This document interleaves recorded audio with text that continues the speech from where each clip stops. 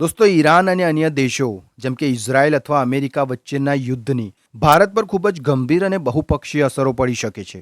ભારત માટે ઈરાન માત્ર એક મિત્ર દેશ નથી, પણ વ્યૂહાત્મક ભાગીદાર પણ છે. ભારત વિશ્વનો ત્રીજો સૌથી મોટો વપરાશકારક દેશ છે અને તેની જરૂરિયાતનું 80%થી વધુ ક્રૂડ ઓઇલ આયાત કરે છે. ઈરાન અને તેની આસપાસનો વિસ્તાર તેલ ઉત્પાદનનું મુખ્ય કેન્દ્ર છે. જો ઈરાન સાથે યુદ્ધ થાય તો સૌથી મોટો ખતરો સ્ટેટ ઓફ હોર્મુઝ પર તોળાય છે. આ એક સાંકડી સમુદ્ર પટ્ટી છે જ્યાંથી વિશ્વનું 20% તેલ પુરવઠો પસાર થાય છે. જો ઈરાન આ માર્ગ બંધ કરે તો આંતરરાષ્ટ્રીય બજારમાં તેલના ભાવ પ્રતિ બેરલ $100-120 પાર કરી શકે છે. ભારત માટે આ સ્થિતિ ભયાનક હશે, કારણ કે મોંઘા તેલને કારણે વિદેશી મુદ્રા ભંડાર ઝડપથી ખાલી થશે. ભારતે રશિયા પાસેથી સસ્તું તેલ લેવાનું શરૂ કર્યું છે, પરંતુ ખાડી દેશોની અસ્થિરતા સમગ્ર વૈશ્વિક સપ્લાય ચેઇનને તોડી નાખશે. દોસ્તો, તેલના ભાવ વધવાથી માત્ર પેટ્રોલ ડીઝલ જ નહીં, પણ રસોઈ ગેસ અને વીજળીના દરોમાં પણ વધારો જોવા મળશે, જે દેશની ઉર્જા સુરક્ષા માટે મોટો પડકાર છે. કારણ કે દોસ્તો, ભારત માટે ઈરાનનું ચાબહાર પોર્ટ એ માત્ર એક બંદર નથી, પણ મધ્ય એશિયા સુધી પહોંચવા માટેનો ગેટવે છે. પાકિસ્તાન સાથે ખરાબ સંબંધોને કારણે ભારત અફઘાનિસ્તાન અને રશિયા સુધી જમીન માર્ગે પહોંચી શકતું નથી. તેથી ભારતે ચાબહારમાં કરોડો ડોલરનું રોકાણ કર્યું છે. જો યુદ્ધ ફાટી નીકળે તો આ પોર્ટનું સંચાલન જોખમમાં મુકાઈ જશે. યુદ્ધના કારણે ઈરાન પર કડક આંતરરાષ્ટ્રીય પ્રતિબંધો આવશે, જેનાથી ભારતીય કંપનીઓ માટે ત્યાં કામ કરવું અશક્ય બની જશે. ભારત જે ઇન્ટરનેશનલ નોર્થ સાઉથ ટ્રાન્સપોર્ટ કોરિડોરની વાત કરે છે, જે યુરોપ અને રશિયા સાથે વેપાર માટે ટૂંકો રસ્તો છે, તે યોજના વર્ષો સુધી પાછળ ધકેલાઈ જશે. આનાથી ચીનના બેલ્ટ એન્ડ રોડ ઇનિશિયેટિવ સામે ભારતની વ્યૂહાત્મક પકડ નબળી પડશે. ચાબહાર પ્રોજેક્ટ અટકવો એ ભારતની ભૌગોલિક રાજકીય રણનીતિ માટે મોટો પરાજય સાબિત થઈ શકે છે. દોસ્તો, જ્યારે પણ ક્રૂડ ઓઇલના ભાવ વધે છે ત્યારે તેની ડોમિનો ઇફેક્ટ સમગ્ર અર્થતંત્ર પર પડે છે. ભારતમાં પરિવહન ખર્ચ ખૂબ જ ઊંચો છે, જે મુખ્યત્વે ડીઝલ પર આધારિત છે. યુદ્ધને કારણે જો ડીઝલ મોંઘું થાય તો ટ્રક માલિકો ભાડા વધારશે, જેના પરિણામે શાકભાજી, અનાજ અને દૂધ જેવી દૈનિક જરૂરિયાતોના ભાવમાં 20-30% વધારો થઈ શકે છે.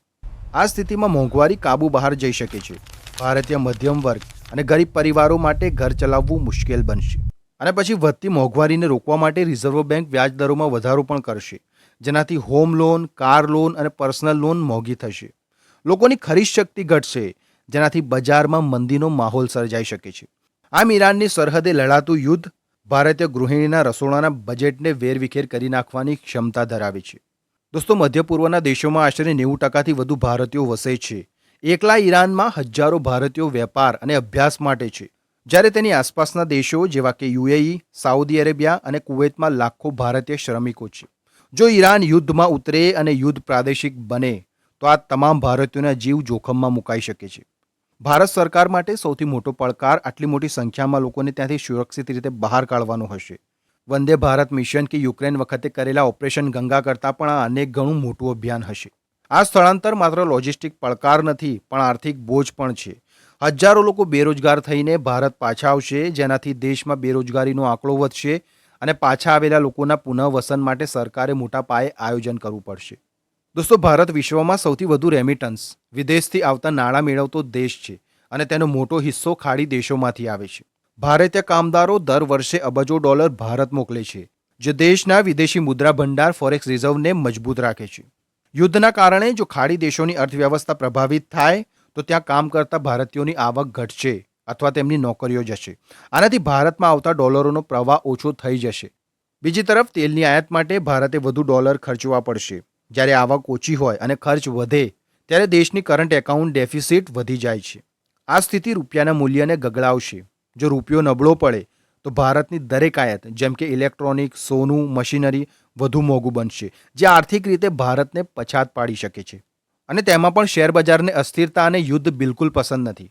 ઈરાન યુદ્ધની સહેજ પણ ભણક વાગતા જ વિદેશી સંસ્થાકીય રોકાણકારો ભારતીય શેરબજારમાંથી પોતાના નાણાં પાછા ખેંચવા લાગશે. રોકાણકારો હંમેશા યુદ્ધ સમયે સેફ હેવન એટલે કે સોનામાં રોકાણ કરવાનું પસંદ કરે છે. આનાથી સેન્સેક્સ અને નિફ્ટીમાં હજારો પોઈન્ટનો કડાકો જોવા મળી શકે છે, જેનાથી સામાન્ય રોકાણકારોની સંપત્તિ ધોવાઈ જશે. વધુમાં જે કંપનીઓ મધ્ય પૂર્વના દેશો સાથે વેપાર કરે છે અથવા જેમનો કાચો માલ તેલ પર આધારિત છે, જેમ કે પેઇન્ટ્સ, ટાયર અને એરલાઇન્સ, તેમના શેરના ભાવમાં ભારે ઘટાડો થશે.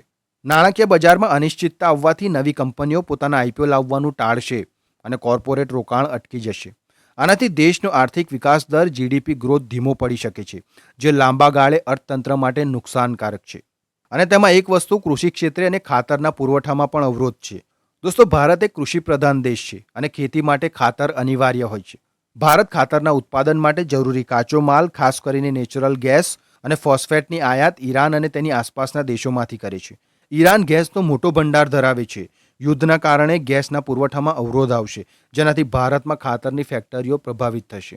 જો ખાતરની આયાત મોંઘી થાય તો સરકારે ખેડૂતોને સસ્તું ખાતર આપવા માટે ફર્ટિલાઇઝર સબસિડી વધારવી પડશે, જે સરકારી તિજોરી પર બોજ નાખશે. અને જો ખાતરની અછત સર્જાઈ તો પાકનું ઉત્પાદન ઘટશે અને ખાદ્ય ચીજ વસ્તુઓના ભાવ વધશે.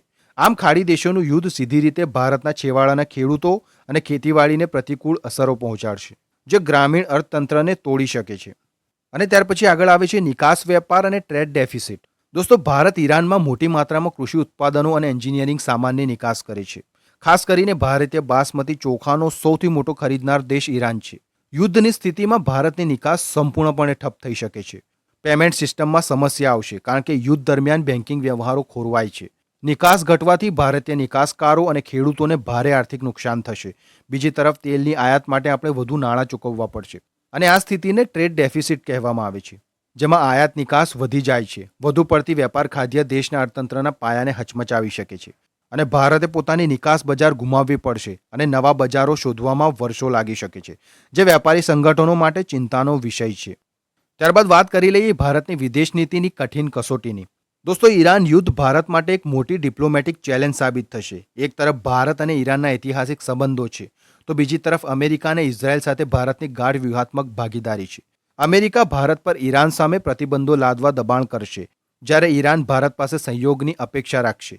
ભારતે પોતાની વ્યૂહાત્મક સ્વાયત્તતા જાળવી રાખવી પડશે. જો ભારત અમેરિકાનો પક્ષ લે છે તો ચાબહાર અને મધ્ય એશિયાના રસ્તાઓ બંધ થઈ જશે. જો ઈરાનનો પક્ષ લે છે તો ટેકનોલોજી અને સંરક્ષણ ક્ષેત્રે અમેરિકા ઇઝરાયલ સાથેના સંબંધો બગડી શકે છે.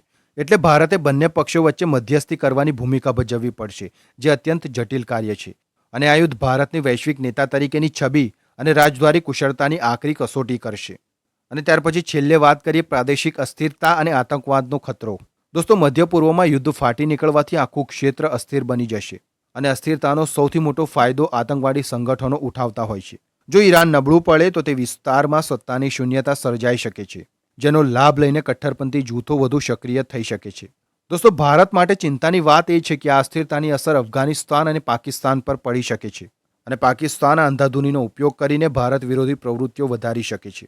વધુમાં ધાર્મિક સંવેદનશીલતાને કારણે ભારતના આંતરિક સામાજિક માળખા પર પણ તેની અસર જોવા મળી શકે છે.